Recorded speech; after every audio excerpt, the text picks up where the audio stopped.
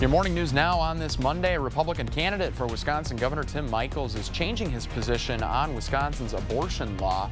On Friday, Michels said if it came to his desk as governor, he would sign an abortion ban with exceptions for rape and incest.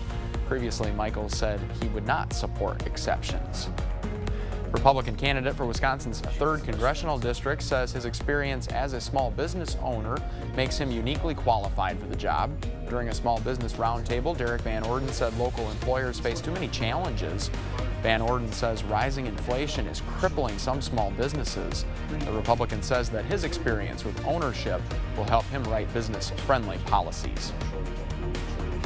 September is National Atrial Fibrillation Awareness Month, otherwise known as AFib, and Mayo Clinic Health System is highlighting a relatively new procedure to reduce the risk of stroke in patients who have AFib. During AFib, the heart is beating irregularly, and there's an increased risk of blood clots inside the heart. And if that clot breaks loose, there's a risk of stroke. The Watchman device is inserted into the heart and blocks off an area where those clots can form.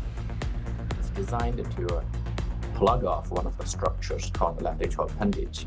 Left atrial appendage is like a small sac attached to the left atrium, and that's where the atrial fibrillation usually comes from, and that's where the blood clots usually come from.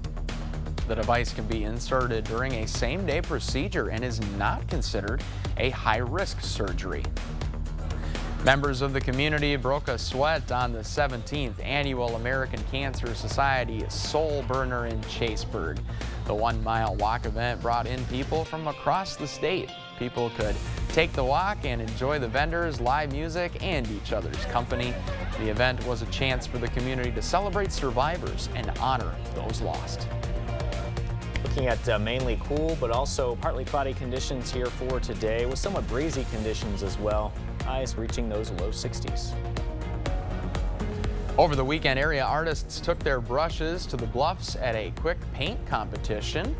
The Plein Air Painters set up on Grandad Bluff, where they got 2 hours to paint the landscape. This is part of the Between the Bluffs Plein Air Art Show. Organizers say 2 hours is a quick session, but these artists are experts at capturing what they see on canvas. It's a pretty fun event, but it also takes a high level of skill to complete a painting in that length of time. You'd be surprised at how professional the paintings look in that time period. We have plenty of talent in this community. If you would like to see these paintings and more, they are on display at Studio Gallery 1311 on Market Street. We have hours where you can view them at news8000.com.